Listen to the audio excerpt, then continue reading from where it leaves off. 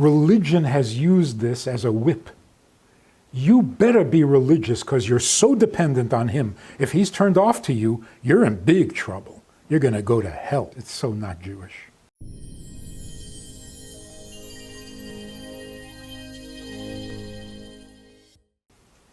Why are you going to base your life on God? Which is a good question. And it isn't always a rational decision. So your mind will insist that there is a God. Your mind does not insist that you have to serve him. Your mind will tell you that you are dependent on him. If he's God, he has the football. If he doesn't want to play, the game is over. So you're dependent on him. So you have to pray to him, you have to appease him, you have to fawn on him, compliment him, so that he'll be good to you. That's horrible. Unfortunately, Jewish exposure to that kind of thinking over the centuries, we absorb what the environment gives us. And it became part of Jewish thinking, which is very sad. Here's what Jewish thinking should be. We are not needy and dependent on God. God is the one who is needy, and he is dependent on us. That's faith. Emunah means a familiarity. Like in the Hebrew, the word uman means a craftsman, an expert, somebody who's familiar with. We are familiar with God because God needs us more than we need him. And that's why commandments, 10 commandments, that translation has ruined everything. As soon as you say God has commandments, he's no longer friendly. He's not the one who's needy. Now you got to watch your step because you violated a commandment. That's not Jewish thinking. Jewish thinking is, when God spoke to us at Mount Sinai, he wasn't telling us what we must do, he's telling us what he must have. The kind of world he needs and the kind of world he envisioned when he created it. So God revealed himself. That's why it's called revelation at Mount Sinai. If we could get this into our thinking, into our educational system, we need God. If he created us, then who needs whom? How did we become the needy ones when he created us? So, well, don't we need to eat and sleep and drink? So, well, that's how he created us. So this guy who says, I'm suing my parents because they gave birth to me without my consent, he's right. Only you can't blame your parents because they have the same problem. They also were not asked whether they want to be born. So eventually your complaint has to be to God himself. So you should come to God, and this is so Jewish. You come to God and say, God, you created me with a need to eat. So give me some food.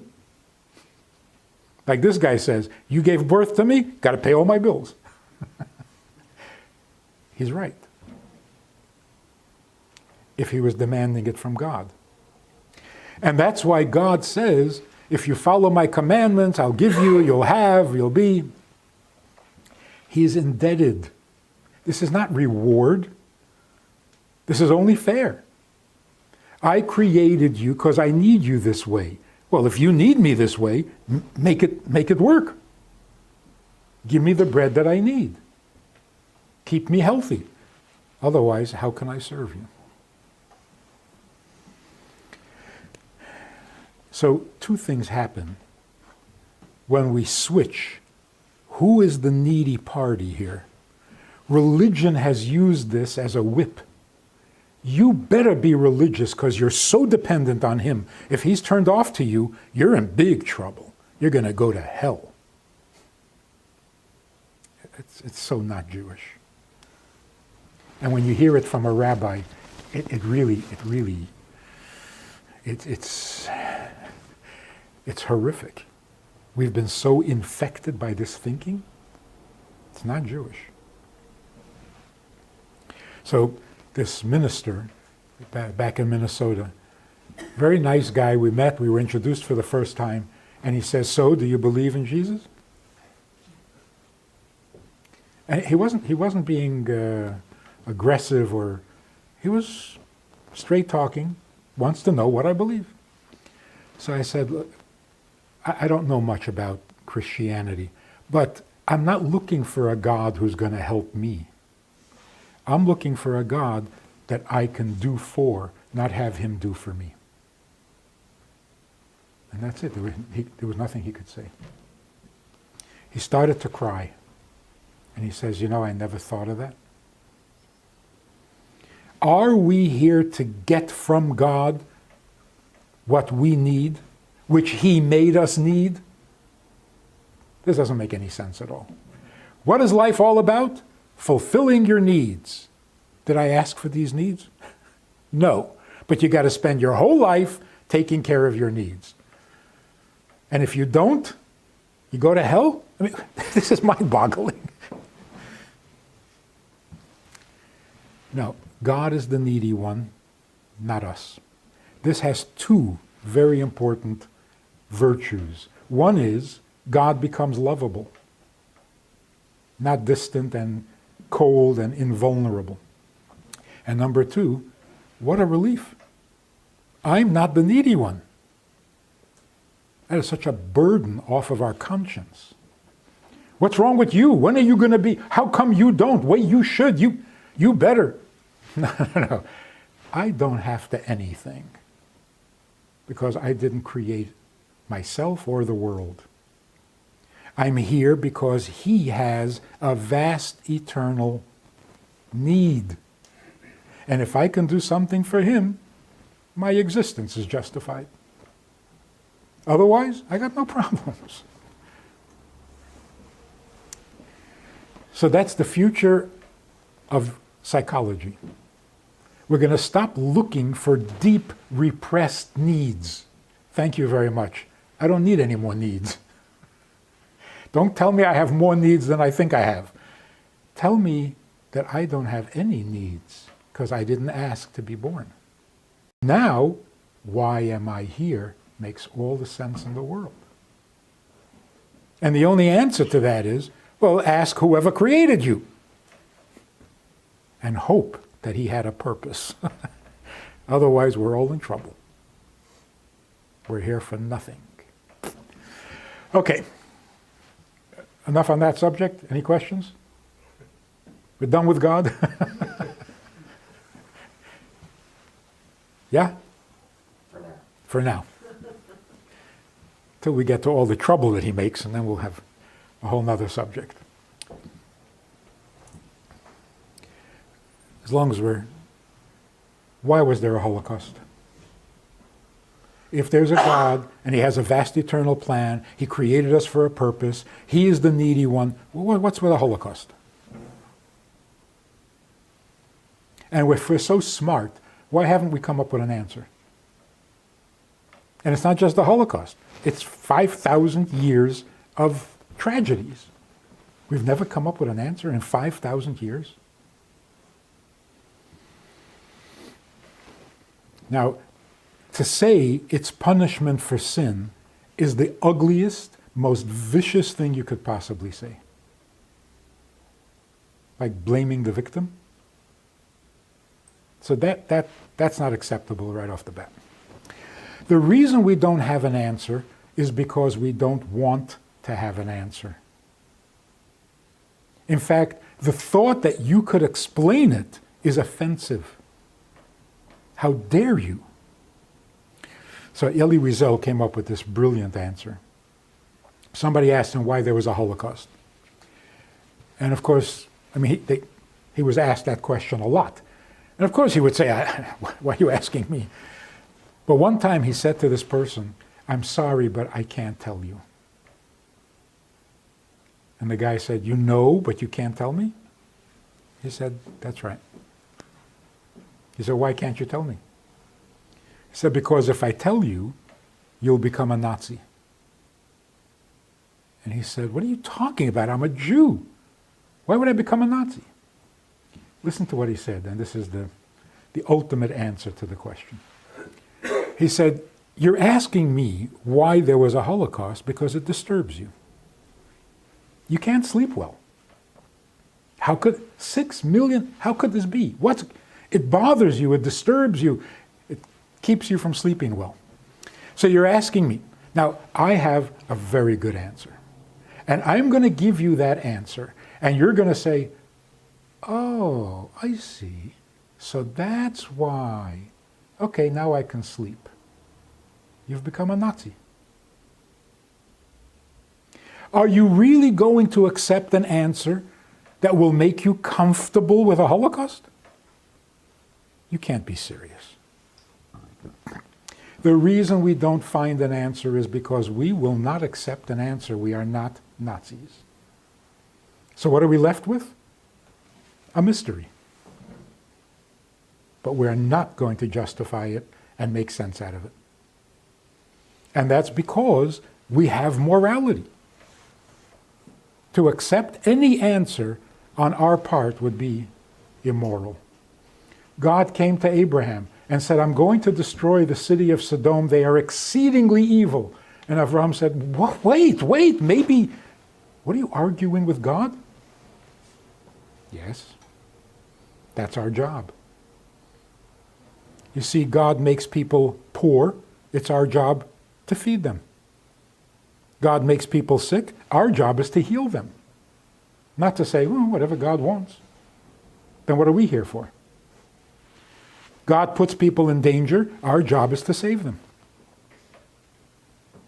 So when God judges and says, you deserve to be punished, our place is to say, no, they're not that bad.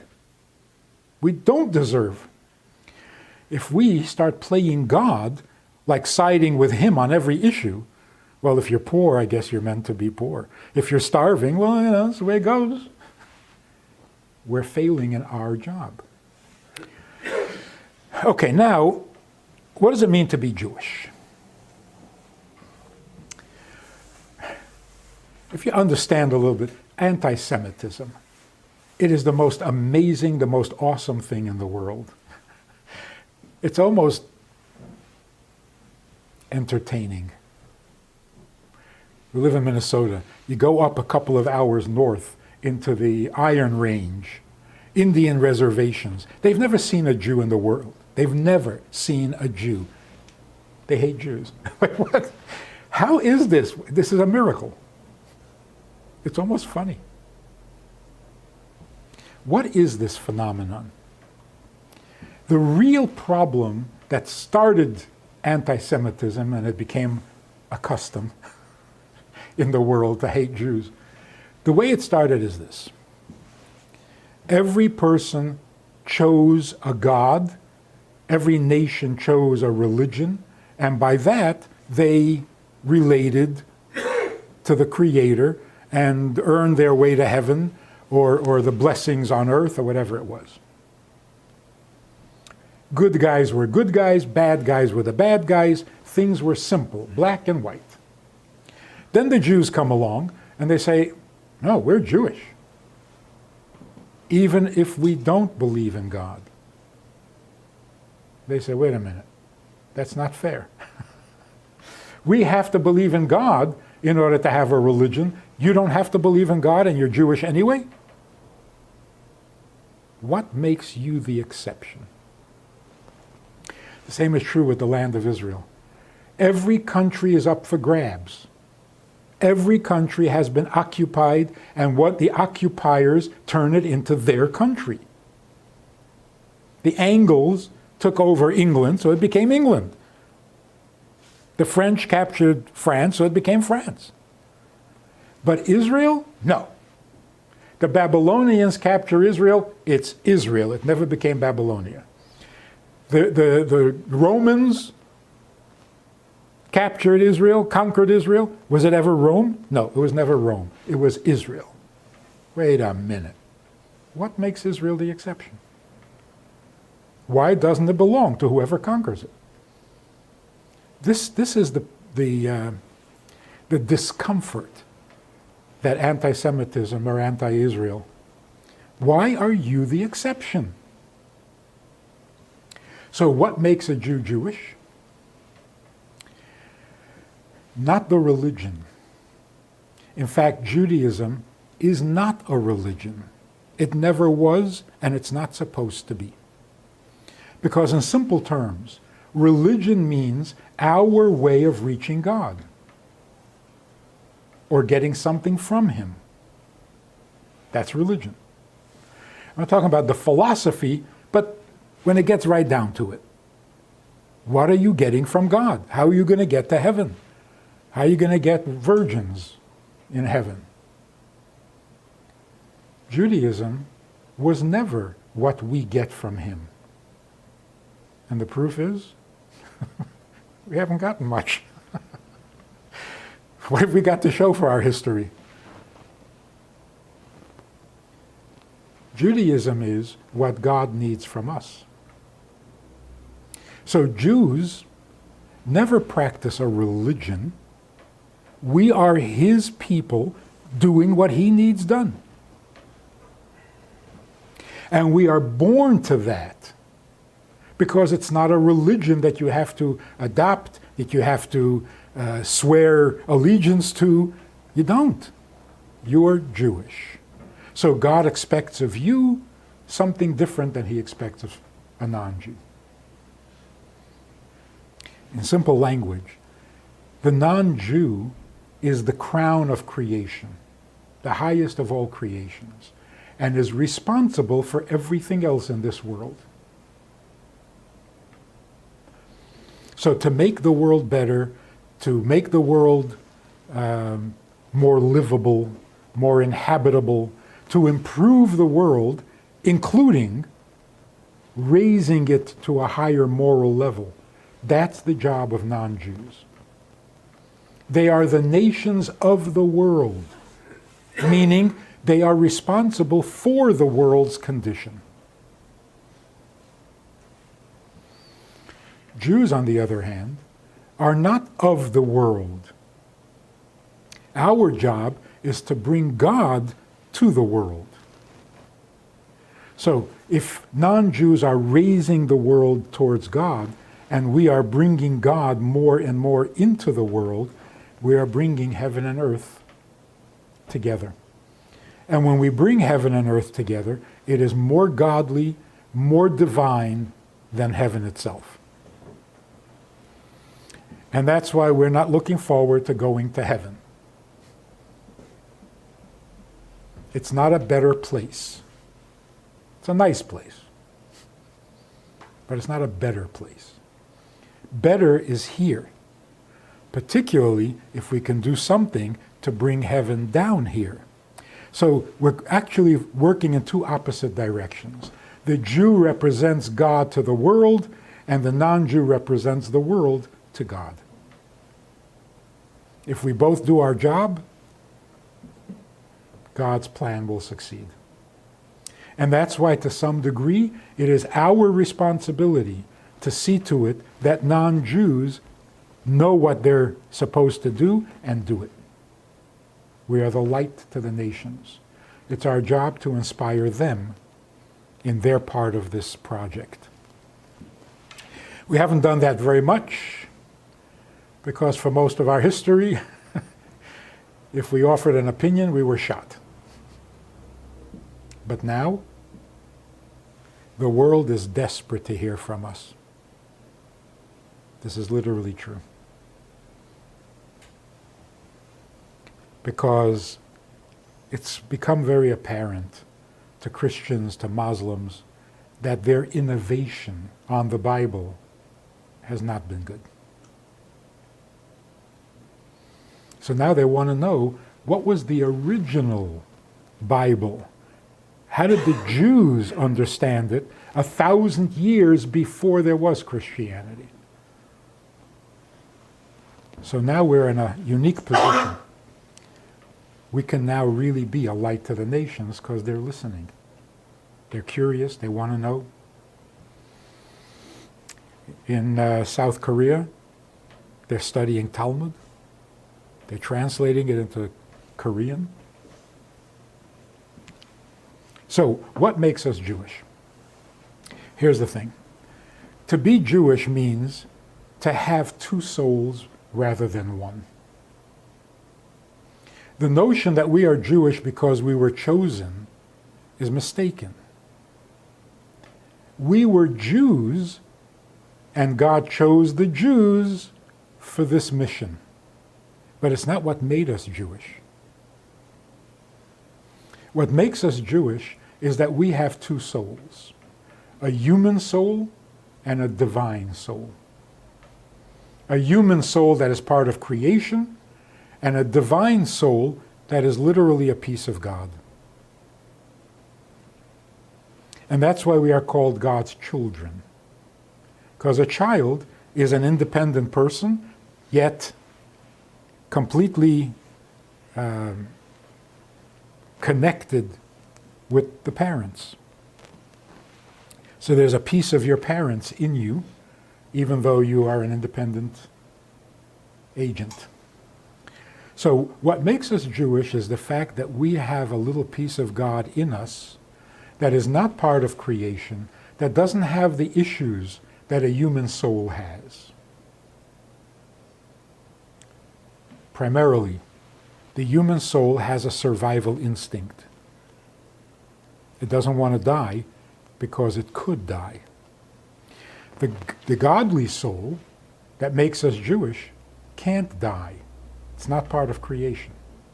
So it doesn't have a fear of death, and therefore it doesn't have a survival instinct.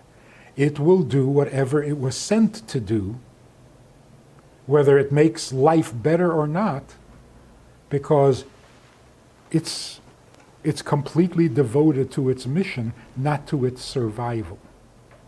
And that's why to the human soul, you have to offer a reward. If you serve God, your life will be better. Maybe not on earth, but after you die. You have to offer something because it's a human soul, and its primary objective is self-interest. With the godly soul, you don't need a self-interest. There is no ego, there is no self. And that's why we are Jewish, whether we think so, we like it, we don't like it, we agree, we don't agree. We have a godly soul, and that soul has only one desire and one drive. Am I serving God properly? And that's why we have such a guilty conscience. More than anybody else, we are driven by guilt. But a good guilt is he satisfied, not am I going to go to hell. That's a much better guilt, Jewish guilt. And that's why when you ask a Jew to do something Jewish, even though he's never done it before, or she's never done it before, when they do it, it's like deja vu. Somehow it feels familiar. And it's not just because your grandmother did it, and her grandmother did it, and your grandfather. It's like a collective memory from historic. No, it's a direct link. As somebody said, which is really interesting. You know that God doesn't have any grandchildren. As old as he is, he has no grandchildren. I am his child, but my child is his child, not his grandchild. And that's because every soul is connected to God independently. It's a piece of God. You don't need your parents to be your bridge to God. Your own soul has its connection. It is a piece of God. So we thrive on godliness even when we don't understand it. So our human soul may be saying, I don't understand this, I don't want this, I don't need this.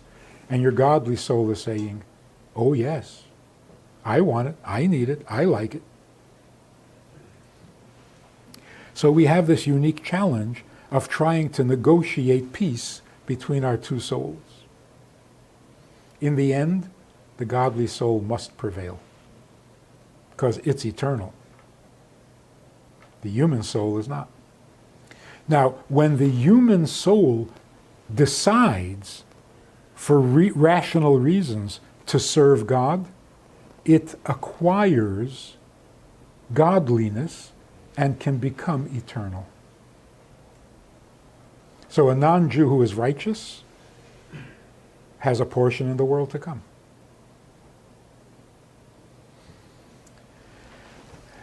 Which leads us to our third subject. What is this world to come? Where do we go when we die? Do we go anywhere? And what's the point? So, again, simple definitions. The life that a person has eventually dies. Do you hear the contradiction? Your life died? Life can't die. How can life die? We know that death can't live, but yeah, life dies. Yeah, everybody dies. Death and taxes. Life can't die. It's nonsense. So the question, is there life after death? It's a trick question. Is there life after death? You mean, if life died, would it still be alive? It's a ridiculous question. If it could die, it would be dead. Life can't die. Just like in nature, nothing can stop existing. It goes against nature to stop existing. So what happens to life when it leaves the body? So death literally means the body is no longer getting life from life, because the body by itself doesn't have life. It comes alive when you breathe life into it. When life leaves, the body is lifeless. But life doesn't die. So where does the life go? There's the preservation of energy, the preservation of substance. Nothing disappears. Where does it go? So we know what happens to the body. From dust you are, and to dust you return. That's the body. The soul is not made of dust. So it doesn't go back to the dust.